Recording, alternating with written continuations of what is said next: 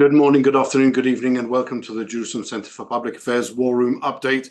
We are on day number 313 of the war with Gaza, 312 with the war in Lebanon, and 300 and something with the war with the rest of Iran's puppets and proxies around the Middle East, with the Houthis continuing on their attacks through the Gulf of Aden and up towards the Red Sea. Just yesterday, we heard that the Allied forces acting in that area had destroyed two of the Houthis' attack boats, which they had sent out in order to continue on with their interference with the freedom of navigation.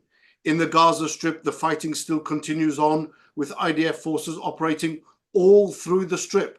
Just yesterday, we saw Hamas still not willing to lay down and die, not willing to yet concede defeat, launching long-range missiles all the way from Gaza towards Tel Aviv. Those missiles were launched from within the humanitarian corridor of Khan Yunis.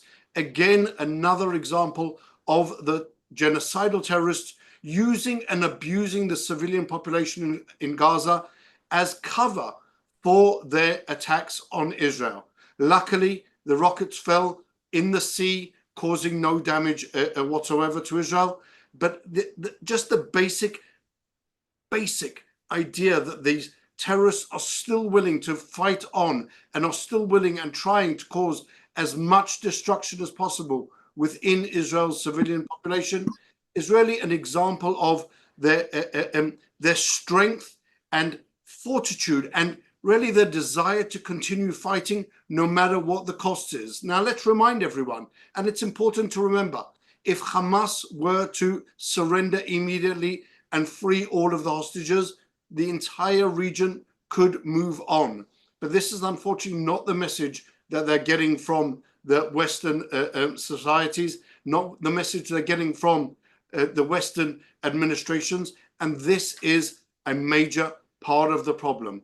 In Lebanon, Hezbollah keeps on attacking, again, expanding the width and breadth and depth of its attacks, constantly challenging Israel. The time there is coming also to an end.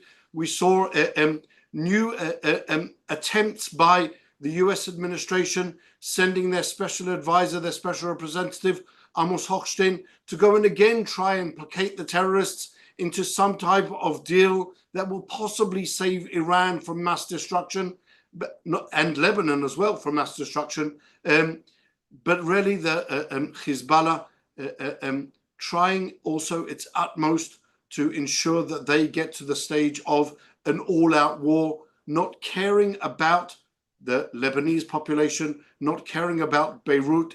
They for themselves are trying, as reports are coming out, to move their central command centers from within Beirut.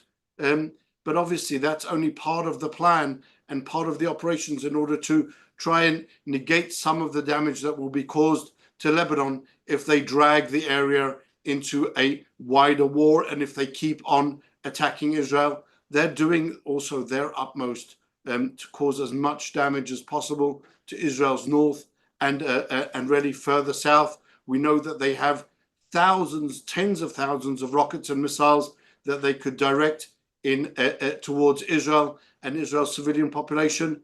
And really now it's a question of, it's a waiting game. Are they going to attack first? Are we going to carry out a preemptive strike? Iran is also on the cards. What is Iran doing? Iran's statements soon after the assassination of Ismail Haniyeh were very, very clear that they see Israel as responsible for his assassination, even though Israel didn't formally take responsibility for that assassination. And they were going to carry out an immediate attack. The immediate attack that would be bigger and wider in scope than the attack that they carried out on the 13th, 14th of April. But for now, we're seeing no such attack materializing. It was promised for Tisha B'Av, the 9th of Av. That came and passed yesterday. So where are we standing with the Iranians? Where are we standing with that imminent attack as they defined it? Are they being deterred by both the Western armies building up, the US administration placing not a small amount of forces in the area, by Israel's direct and indirect response to those threats, is that something which is on the cards? So to try and unwrap some of really the complexities of this situation, as it is developing all the time, I'm joined today by Jerusalem Center Fellow, Dr. Harold Rhode, a veteran of 28 years as an advisor on Islamic affairs to the U.S. Ministry of State Defense Department. Dr. Rhode, thank you for joining us today, again, to try and help us understand what's going on in Iran. Maurice, thank you very much for the introduction, and I'm going to do my best. Now, what I'm going to do is try to understand the Iranian mindset and that's what I would like to bring across, because it's extremely important if you're dealing with other people that you understand how they're thinking. Why I can do that, at least I think I can to some extent, is because I went to university in Iran during the early and mid stages of the revolution back in '78. And I lived with Iranians. I had classes. Everything was in Persian, the national language of Iran, though it's not the first language of more than 50% of the population. And here are the things that matter. Iran is very, very, the Persian identity is key, not only in Iran, but all throughout Central Asia, that is in Uzbekistan, Turkmenistan. It is in the Kita, it's the same mentality. Anywhere where they celebrate Nowruz, which is New Year's, which is the first day of spring, it is important. These are Iranian cultural areas. The Kurds also, they may not think of themselves as Iranian, but it's the same origins. The other thing besides the Persian culture is the Islamic culture. And in this case, we're talking about Shiism. Now, to us in the United States, which is where I am right now, we have a phrase in American English, oh, that's history. And what it means is that anything that happened 3 minutes ago is of no importance. We start from right now. This is key to both understanding the American mentality, and a few other things which I hope to address towards the end. On the day that Ismail Haniyeh was assassinated, when he was living in a guest house, staying in a guest house where the senior Iranian leadership, that is especially in the military, was staying in Tehran, which, if I'm correct, it's around, it was July 31st, 2 weeks ago, basically, from before, before. And the place where the Iranian Shiites communicate with their Mahdi, let's call it a Messiah-like figure, who disappeared in 873, and he will return. And he is the rightful leader of the Muslim world. This is a Shiite approach to the world. Now, the place that the Iranian leadership and others, if they want, that can communicate with their Messiah, their Mahdi, is a place called Jamkaran. Jamkaran is very close to Qom, which we understand to be it's where the religious leadership and now religious, which is the same as political, is located. Now, on the 31st of July, right when Ismail Haniyeh was assassinated, the Iranians put up a red flag. Now, right over a dome over the well where they throw papers in or do whatever to communicate with the Mahdi. Now, I'm saying all this. This is not esoteric. This is what is important to them and how they think about. Why the red flag and what does it symbolize? The most important thing in the end, besides getting the infidels, which is the little Satan Israel and the big Satan the United States, is first and foremost, actually, in the minds, is to destroy the Sunnis, because the Sunnis have a perverted form of Islam. I'm giving you a Shiite view. And this, it shows just another problem that we have in Islam, and that is that bygones are never bygones. You can't put the past behind you. What happened yesterday and what happened 1400 years ago is totally on their minds. And the battle between the Shiites and the Sunnis starts when their prophet Muhammad died in around the year 631. And the question was, who should inherit the mantle, the leadership in his place? The word caliph, it comes from the Arabic word khalifa, which is the same root in Hebrew, khalaf in Hebrew, which means to change. Who is going to come after Muhammad? And the Sunnis basically said it should be the Meccan aristocracy, the place from Mecca where they were from. And the Shiites say, no, it should be the family of Ali, which is Muhammad's cousin and son-in-law. This is a very normal practice in Islam, that you marry your father's brother's daughter, or your father's brother's, in this case, granddaughter. And that's a normal, it's still being done today. It's the ideal marriage pattern in Islam. Now, it's very curious that that red flag was put up over Jamkaran, their most important Shiite site in Iran to communicate with their Messiah, on the same day that Ismail Haniyeh was assassinated. Now, who was Ismail Haniyeh? I'm not talking about from a Palestinian or whatever point of view. Hamas is a Sunni organization, and the Persian view of Arabs is that they are like paper towels, meaning you use and dispose and take a new one. They're expendable. And when one of the first things the Iranians did afterwards is try to divert taking responsibility for their guests, who on their guests on the territory, on Iranian territory, the guest was assassinated.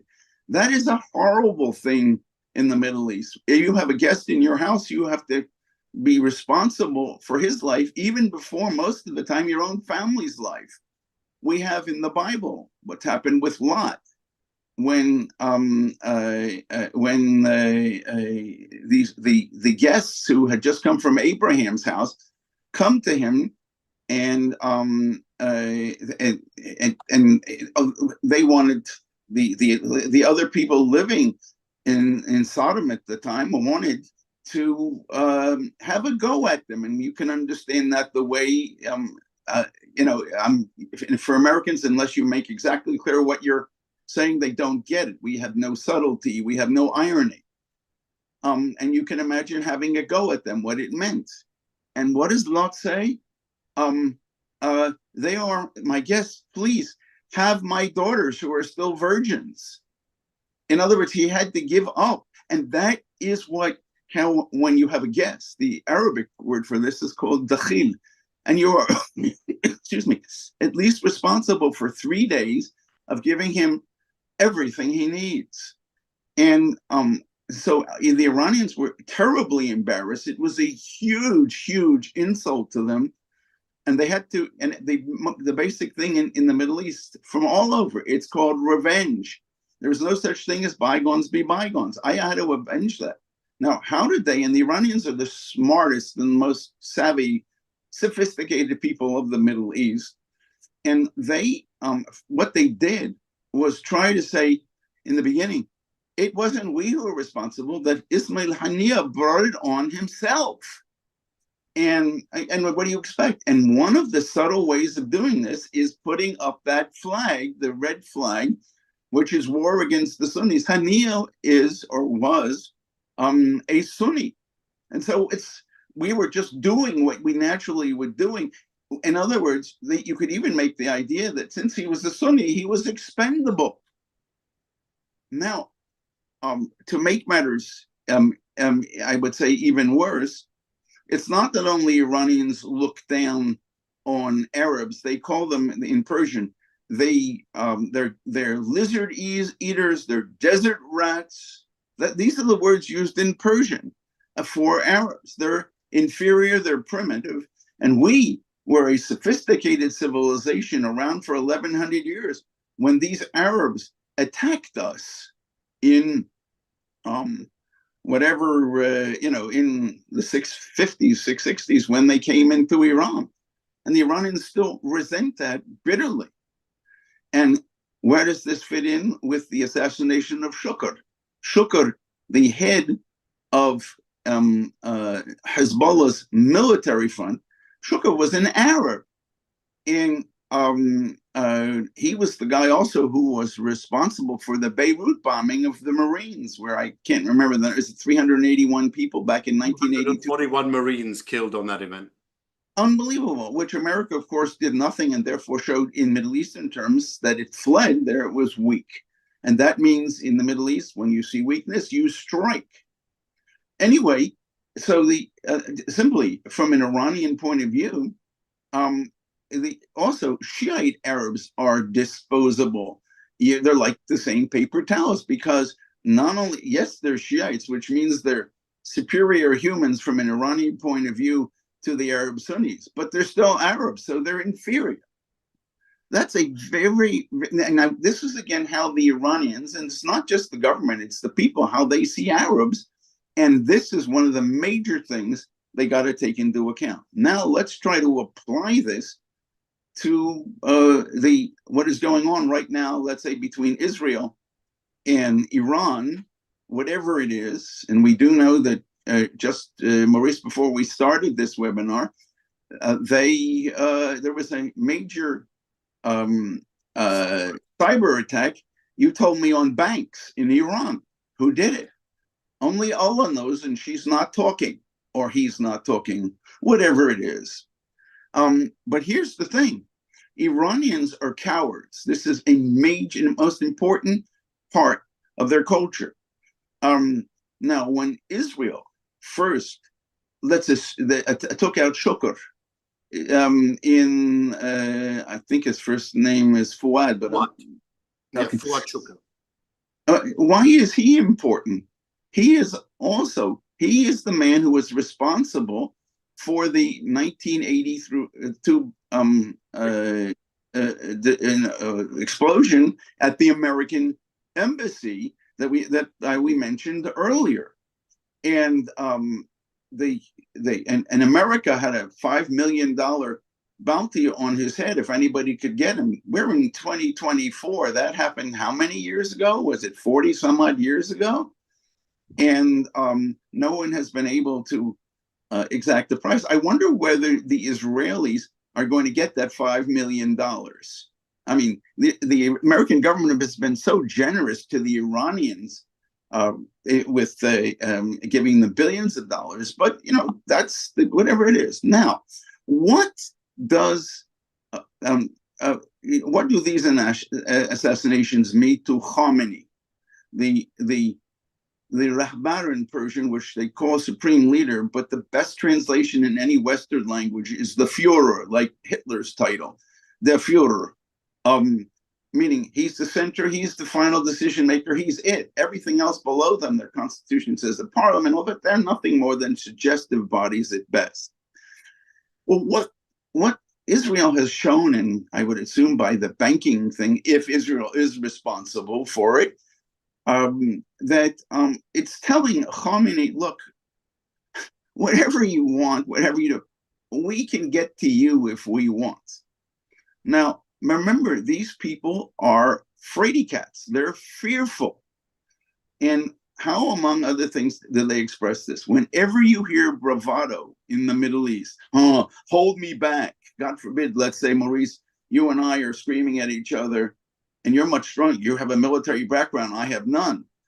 And I'm older, I assume, than you. I'm about to be 75. My military background is as a lawyer, so I wouldn't get carried away with that. I think you get my point. Thank you. I'll know that for the future if we ever have a public argument. Anyway,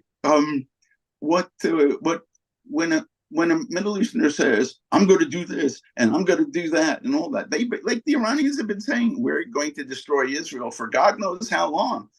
And they talk and talk and talk, but they haven't done and they can't done, apparently. They can't do it, apparently. But when you use that sort of thing, what I am saying, let's say, Maurice, in the analogy that I was trying to make, but you were, as you said, only a lawyer, not a combat guy, is that I'm begging people to hold me back because I'm afraid of what you'll do to me. So I'm in essence saying, I'm acting like I'm really whatever, but I'm afraid.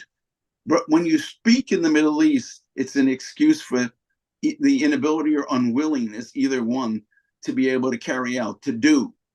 And what is interesting is in Hebrew, the word ledaber, meaning is the idea of the root, dalit bet resh, in the second form, the pi'el form, means to speak, speaking. Dibur. In Arabic, the root, which we think in all Semitic languages used to mean speak, means to carry out. Tadbir in Arabic, ana udabbir, like adabber, means I'm going to do it something. But it has become, in Arabic, we think that since speaking it becomes an excuse for not doing. That's how the language progresses. Anyway, that would suggest, Harold, if I may, they raised the same red flag over Jamal Khan after also the assassination of Qasem Soleimani. They've been talking a lot about what they're going to do to Israel. I think the event of the night of the 13th, 14th of April, where they'd also made a lot of promises about what they were going to do and how they were going to attack, and then it materialized, possibly caused a little bit of unease in Israel to see that first time happening. And at least I can give you the feeling on the street in Israel, maybe not necessarily in the corridors of power, is that when the Iranians speak, they've been given this almost air of responsibility and authenticity. And if they say they're going to attack, they are actually going to attack. And I think what you're suggesting is that possibly that shouldn't be necessarily the understanding.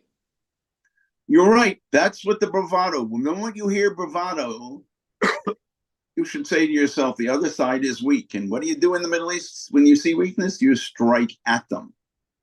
So that's what, and we're hearing bravado from from the Iranian leadership. Now, can I address, if you don't mind, U.S. policy towards Iran? Because I think it is very instructive. So maybe, if I may, just before U.S. policy, the factors that possibly affected Iran and affected Iran's response was also the understanding that Israel passed through to the Iranians almost a month ago with the attack in Rhode on the Houthi Yemenite oil refineries. That when Israel responds this time, it's not going to be something which the Iranians have seen before. It isn't going to be the response that Israel carried out allegedly following the 13th, 14th of April. But this time there could be alternative targets, such as Iran's oil refineries, the Karaj island, which is undefended and possibly undefensible, and that this would be a new type of response. Israel being the startup nation, we're not going to go back to the same ideas that we've played out and really done before. This is going to be a new response of a kind which Iran hasn't necessarily experienced, somewhat maybe akin to Israel stealing Iran's nuclear archives from the center of Tehran. I totally agree with you. Thank you for really making the point. It's simply the way it is. What Israel has been doing over and over again and said, listen, you guys are sophisticated, you're savvy, your culture is amazing. But when it comes to military abilities and things like that, you're not in our league. Now, Israel is indicating that. Israel, you don't need to say these things. You just need to do them. In fact, you shouldn't say them. So, I totally agree with you. We don't realize something which the U.S. administration, just bringing you back to the point where you were, doesn't seem to have understood. It would seem to a certain extent that the U.S. administration has almost lost the plot on understanding what's going on in the Middle East, understanding what's driving and motivating the Iranians, understanding what's driving and motivating their proxies around us, and and seems to be doing almost everything that is counterproductive to achieving really an end to these wars, holding Israel back and thereby prolonging the wars, allowing the proxies to continue attacking Israel instead of allowing us to really deal with our enemies in the Middle Eastern way. You're right. Here's the thing. If you're negotiating with anybody else or trying to make points, you need to present what you are doing or what you want from the other side in terms that make sense to them. Let's take this down to, let's say, the raw level. It's between a husband and a wife. If a husband wants something from a wife or vice versa, the wives are usually smarter than the husbands on this. They know how to say it in terms that to appeal to the husband. If the man wants something from his wife, if he's smart, and we're nowhere near as smart as our wives, then or savvy, then we have to do the same. And America, in this case here, understand it in that form. America simply has refused to understand the Middle East the way they understand themselves. And here's the point. For example, the idea of bygones aren't bygones, and anything to do with religion. Both of these are extremely important points in understanding America. I can tell you from my years in working in the government, look, Iran, this is, from a Muslim point of view, a war of religions. It's Islam versus Judaism, and it's also Islam versus Christianity. And I'd like to say that from, again, my experience at senior levels in the White House, in the State Department, in the Pentagon where I was employed, and a few other places. When, for example, when Americans are dealing with Jews, not necessarily even government employees, when the State Department's senior people, they have such a disdain for religion because they're post-religionists, like their European colleagues that they many times want to imitate. They look to them for we should act. Europe is, of course, a more sophisticated society than the United States. I'm saying this totally I don't believe this for a moment, but I'm saying that these people do.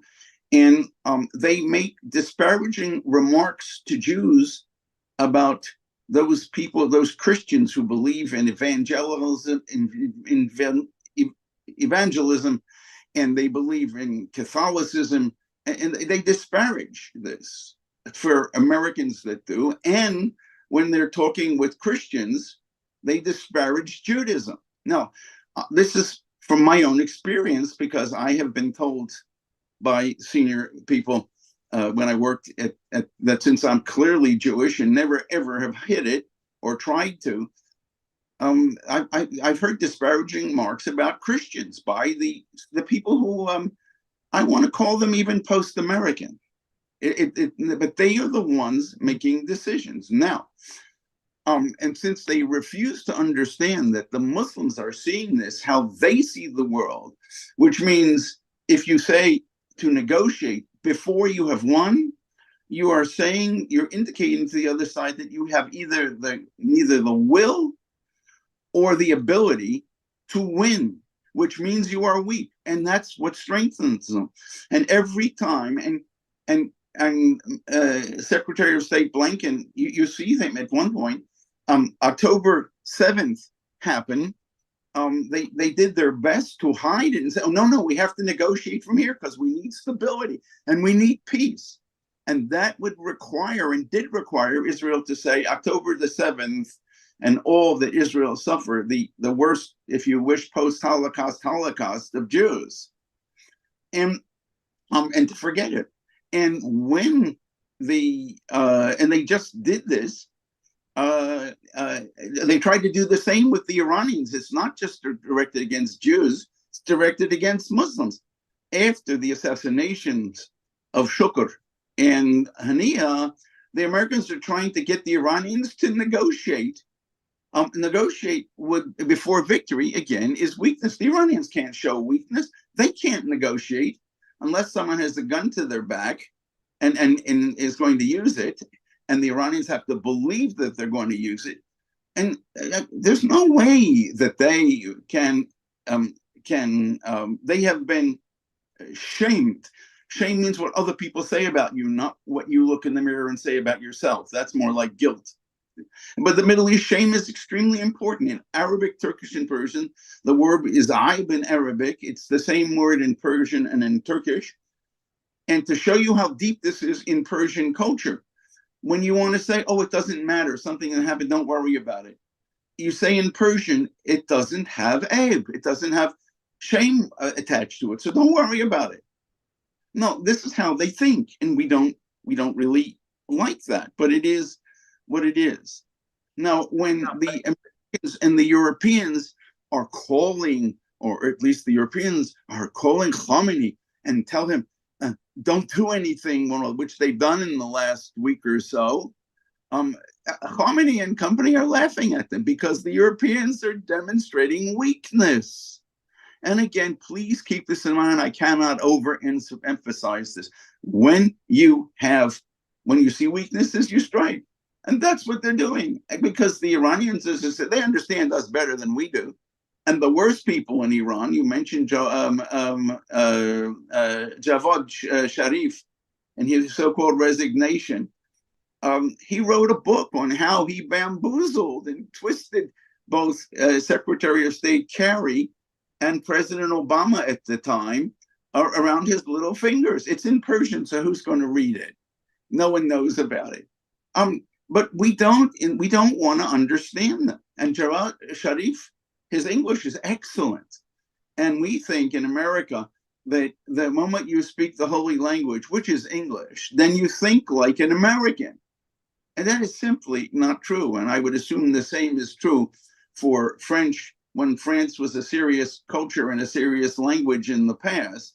If you spoke French with the French, then obviously you thought like you were French. Again, wrong. Now,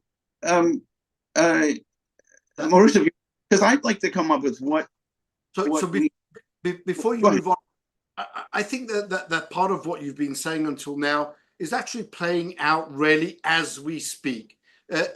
We've had this constant US administration push for a ceasefire in Gaza, hold Israel back, allow Hamas that strategic and really public victory over Israel, that they will release just a few of the hostages in return for massive Israeli concessions, a deal that was on the table 2 months ago and they rejected. Since then, what I would like to suggest maybe is that, well, obviously things have changed. Since then, Hamas has been tremendously weakened by Israel. And really, as it would be in any negotiation situation, when one side gets stronger, a deal, and the other side gets weaker, the deal that was on the table 2 months ago shouldn't necessarily be on the table at all. That's just the basics, I think, of negotiation. As I mentioned, I'm a lawyer by trade. Negotiation was part of really my bread and butter. And when you have, and you can have those points of strength, you can then turn them into real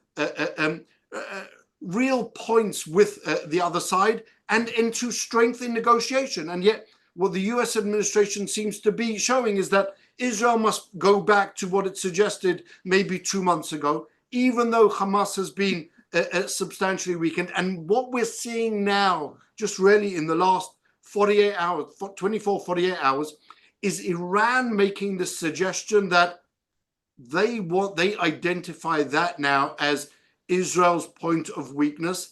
And they are now demanding openly, I think for the first time, a seat at the table in those negotiations for the ceasefire. They're taking everything that you've identified as the weakness of the US administration, Western leadership, and saying that's the point where we now need to push Israel. We now need to push the West. We've identified that weakness, and that's where we want to take control. Is that something that you would say is more of an implementation of the Iranian plan going forward, identifying, as I say, the weakness of the US administration?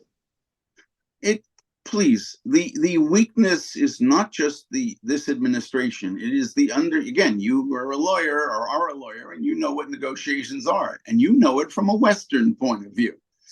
In the Middle East, there is a time for negotiation, but it's only after you win, and then you dictate the terms to the loser, how the loser is to live.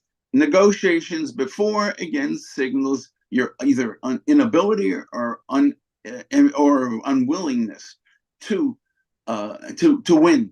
That's what matters. There are no zero-sum games in the Middle East. There's no win-win situations. It is I win, you lose, you win, I lose. That's how it works. And the things that the Iranians are saying, they know, again, how to manipulate. What you brought up is exactly right. And America says, okay, this will get the Iranians to the table. And so then we have to push Israel then to give on this. I would only say that now is the time the Israeli public wants this over, and over is defined that go for the arms of the octopus and the brain of the octopus.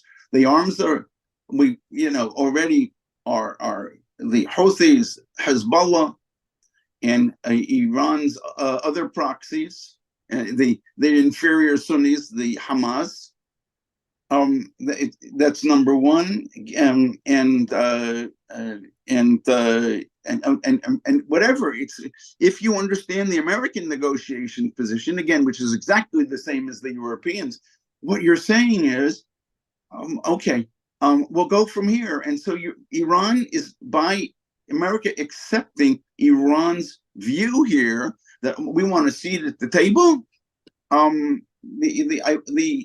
appropriate response from the Americans, if you're dealing with Middle Easterners, is excuse me, and you go and you up the ante by one more chokehold or one other thing. But maybe that's the response of the banking system, the cyber attack today. I don't know. I would only say that the American political situation, certainly Israel being having needs from the United States, military needs, sadly, I say sadly, because the moment you become dependent on somebody else, and Israel partially made itself dependent on the United States, I'm saying and that Israel must say, do we want to survive? And if the answer is to that yes, which after the Jewish experience with the Holocaust and never again and all that, I hope, and frankly, I do believe that there are some in the Israeli leadership who understand it that way. Enough is enough. You got to take care of the problem. And what I find interesting is a lot of the, let's say, establishment leadership, even the highest levels of the Israeli military, they spent some time studying at the Kennedy School in Harvard, and they were taught that we don't have war, we have negotiations for everything. I'm about to, God forbid, rape you, but let's stop and negotiate before I do this. I'm just trying to give. That's what they learned, and they brought that back to Israel. And this cannot work in the Middle East. There are Israeli senior military leaders who, just below the general staff, who understand this very, very well. And they have, from what I understand, I'm not an expert on Israel. Israel isn't Muslim. Yes, there are Muslims in Israel, but I spent my life studying Muslims. You could say, well, I'm a Jew. How come I don't understand Israel? What does that mean? Every Jew understands Israel and knows exactly what's best for us around the world. And you have people like Jeremy Ben-Ami running around saying that he's now the mainstream of Judaism, and he represents and can clearly understand and explain what Israel's best interests are. Excuse me for being a little bit cynical about that, but with all due respect, that really isn't the case in any way, shape, or form. It's true. Now, let me just add one other thing and for that Israel should be a bit savvy on America, maybe a bit more. Israelis, I remember an Israeli diplomat who had spent 3 years and then another 3 years here later. And I said, okay, you're going back home now, going back to Israel. And this is some years ago. And I said, what's your bottom line? He said, I understand how little we Israelis understand America. Now, in the last few days, the State Department, out of the blue, is releasing all sorts of, signing off on billions of aid to Israel. And it all sounds like, and this I'm sure is to get the Jewish vote in the United States, and Jewish money even more, for the Democratic Party. But there's, if you look at the conditions, most of that aid is to arrive in 2028. And that's number one. And number two, the process of getting aid, it is passed by Congress. The presidency has to sign off on it, and then it goes to the Ways and Means committees of the Senate and Congress. And if there is some legislature or head of one of those committees who wants to put a hold on it, it's called, then it's as if the deal doesn't happen. Now, the administration knows this much better than I do, how to use this. I'm not an expert on Congress. We have friends that are. And they could explain this better than I can. But from my simple understanding, it all sounds good. Oh, wow. See, Blinken, in time of need, is releasing all this aid to Israel. Excuse me. Getting something in 2028 or even next year isn't really useful to Israel now. And I would hope that the Israeli leadership, first of all, that they understand it, and our people understand it very well, and they act accordingly. So, Harold, if I can maybe, as we draw towards the end of the program, if I can maybe suggest a few things. Firstly, if I understand what you've been saying until now correctly, the Iranian decision not to carry out the attack against Israel as they promised, and their bravado, and repeatedly said, we're going to make this bigger and wider and stronger, and all types of other superlatives than the April 13 attack, is a clear sign of Iranian weakness, and should be seen as an opportunity for Israel. Obviously in the background we have this Iranian drive to achieve nuclear capabilities over the last 30, 35 years. They've spent $1 trillion in investing in this nuclear program.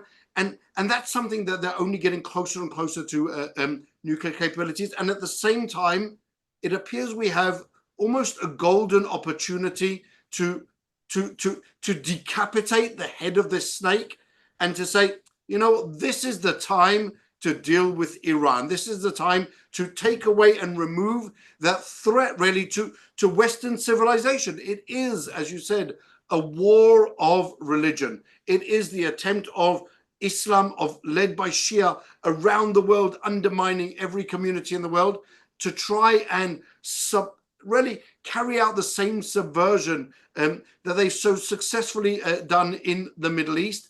And possibly this is the opportunity to say, you know what, we have multiple goals at the moment, not only vis-a-vis Israel and the Iranian proxies around that ring of fire, but also an opportunity to say, you know what, Iran is showing complete weakness. This is a time to take advantage of that weakness, as they do with everyone else, and really bring about almost a new era of Middle East relations. But this is something which the US administration has to understand and identify as an opportunity, and not only us, not only Israel. This could be something which long term the US could say, you know what we've been doing for the last 35, 40 years in the Middle East has really failed colossally, and it's time to reassess and maybe choose a different path. Do you think that there is that flexibility of thought within the US administration? What should Israel be doing in order to both influence the US administration and apply more pressure to Iran? Well, Maurice, can only say I wish that the American government would do that, but they are wedded to a policy of come, let us reason together like two good Christians. That comes from a phrase from 1948. It's that the State Department senior people were saying back then. Number one, they're not Christians. And the thing is that you get them to disabuse the State Department and the senior leadership of the United States, not all, thank God, of what you're asking for, I think is beyond the possibility. They are not willing to see things as they are. Yes, there are people, and from my so many years of experience in government, I know that that is the case. But I would make one other argument, which I think is extremely, extremely important. April 14th, when I happened to have been in Jerusalem, and dumb me went out to my balcony to watch at night it looked like firecracker show, because I don't know anything about the military. It was very stupid. I should have been in the shelter in my building, and I wasn't. And all I can say is when Israel showed the Iranians to be so unbelievably incapable, weak, whatever, at that time, and I have the pictures to prove this, Iranians were going out into the streets, the people, and saying, Israel, strike, strike. That is, get the government, get the leadership. You take him there. And then they said, and we then will go out into the streets and we will, implying Iranians understand exactly what that means. It means we will overthrow them. Please help us, the Iranian people, overthrow the terrorists that are making our lives miserable, and using that $1 trillion, as you brought up before, instead of food for the poor, and making Iran an extremely successful country, because the Iranians are awesome. Their brains are awesome. Their culture, their history is awesome. But no, these leadership is using our money for their own benefit. Their children are abroad, like Ismail Haniyeh's children and Marzouk's children and all that among the Palestinians, living the life of luxury while we are suffering. Please, my best argument would be what Israel should do. This is just me, and I don't, again, have the weight of that decision on my shoulders, but the Israeli government does, is that if by striking and showing that the government is weak, but it has to be over and over again. It's not one strike. That is how you're going to get the Iranian people, who are the West's greatest ally, to go out and overthrow the rulers whom they hate. And yet, I looked at this before in the last period of the Shah being in power in Iran. Is that these people were very passive.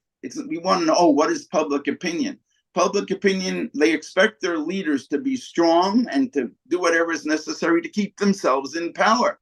And when they are shown either unwilling or incapable, which the Shah showed, that's when the people went out. My fellow students were out yelling, death to the Shah.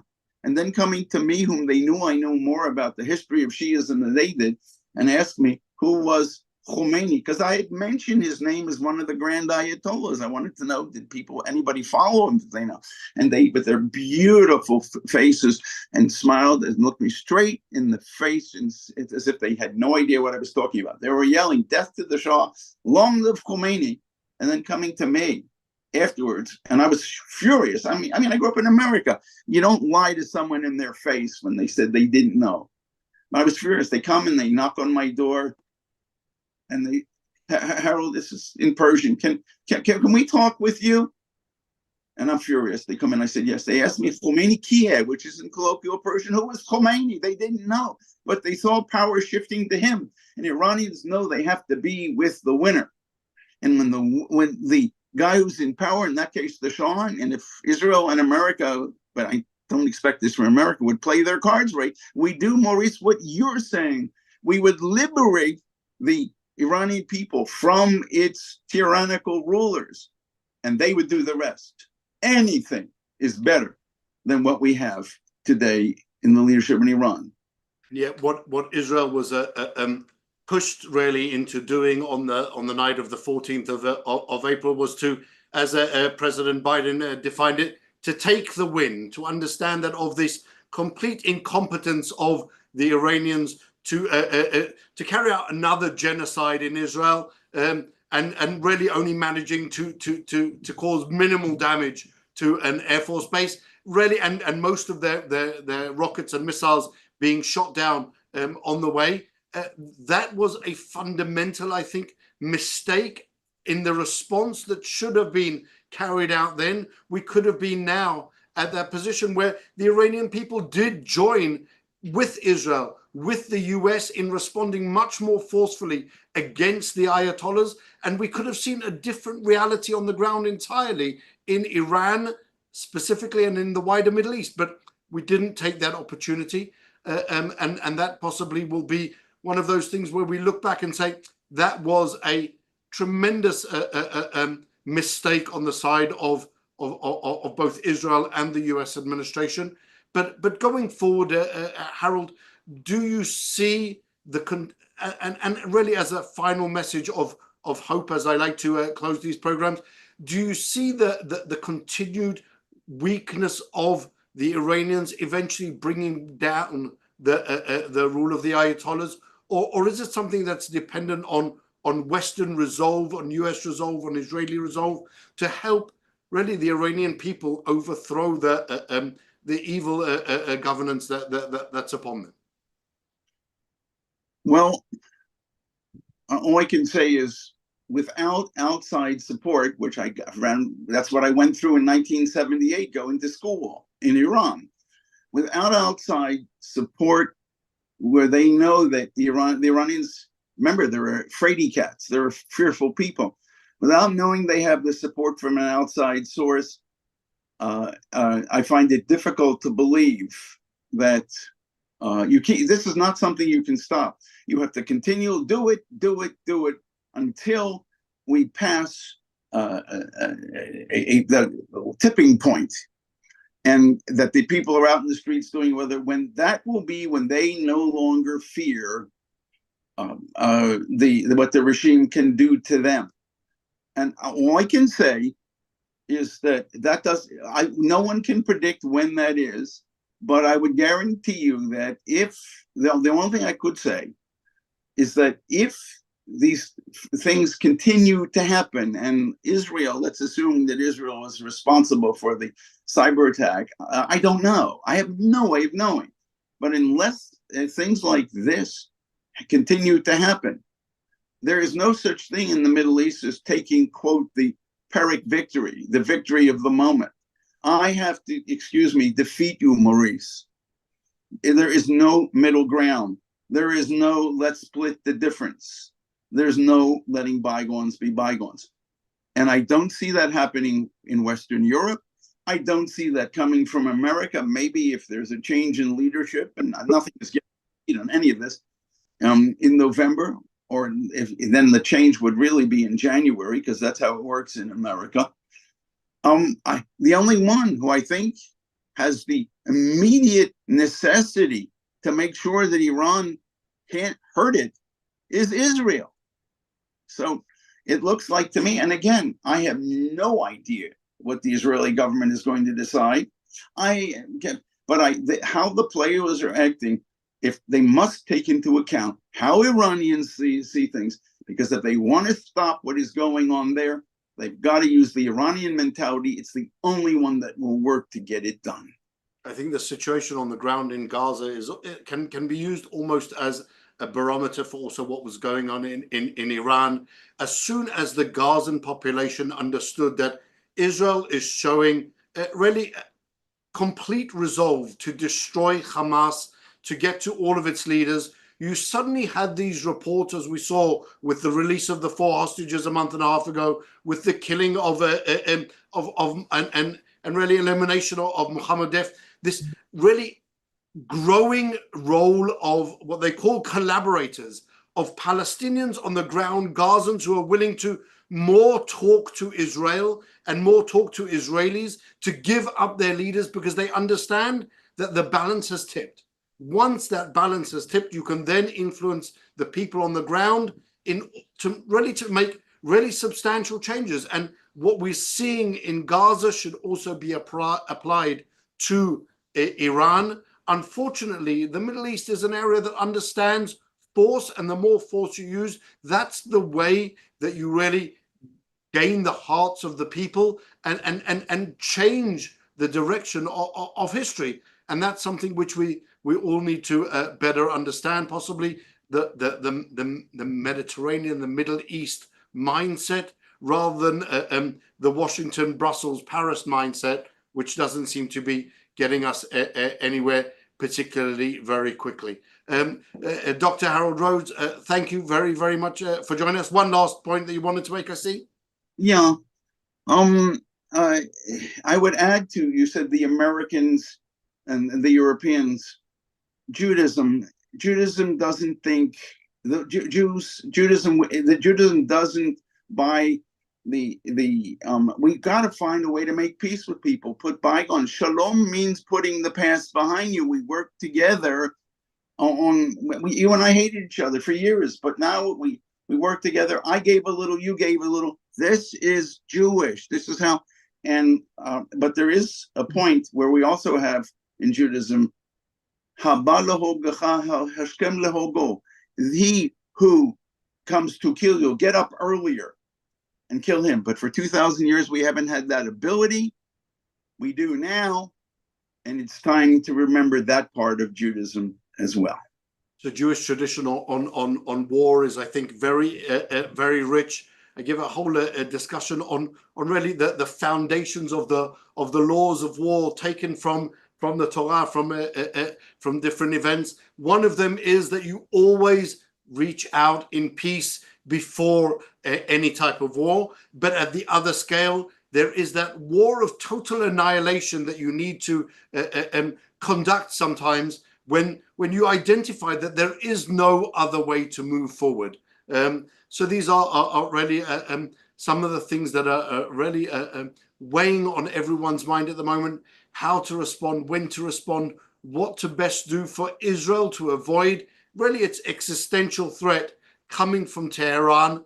But that is all subjects which we'll have to discuss another time. Harold, if I may reserve the right to call on you again soon to get into these developments, I would be really appreciative. In the meantime, to all of our viewers, just stay safe as we come into the end of another week. We will be back with you again next week. And in the meantime, Israel will brace itself for what is apparently the imminent Iranian strike, which isn't really coming as we understand it, and see what's also going on with Hezbollah and what we are going to do with them. Possibly the end of the mission of Amos Hochstein in Beirut will be the opportunity to then really explain to Hezbollah that the balance of power has shifted and that the price for their aggression is going to be exacted from them and from Lebanon. But in the meantime, as I said, everyone, please do stay safe, and we will be back with you again next week. Goodbye for now. Thank you, Harold, for joining us. Thank you, Maurice.